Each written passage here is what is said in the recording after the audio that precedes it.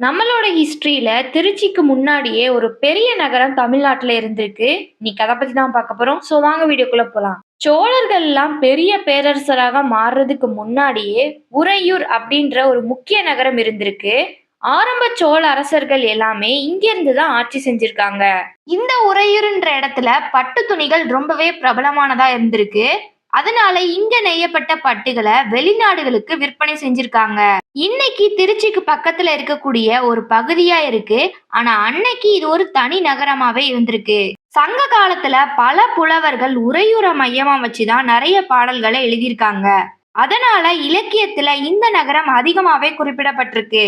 குறிப்பா சொல்லணும்னா புறநானூறு போன்ற சங்க நூல்கள்ல உறையூரோட செழிப்பு, வணிகம், அதுக்கப்புறம் உறையூர்ல இருந்த வீரர்கள் பற்றின விவரம் எல்லாத்தையுமே குறிப்பிடப்பட்டிருக்கு. இந்த மாதிரி மறைஞ்ச தமிழ் வரலாறு கதைகள் பத்தி தெரிஞ்சுக்கணும்னு நினைச்சீங்கன்னா இந்த வீடியோக்கு லைக் பண்ணிட்டு நம்ம டெய்லி ஃபேக்ட்ஸை சப்ஸ்கிரைப் பண்ணிக்கோங்க. தேங்க்யூ ஃபார் வாட்சிங்.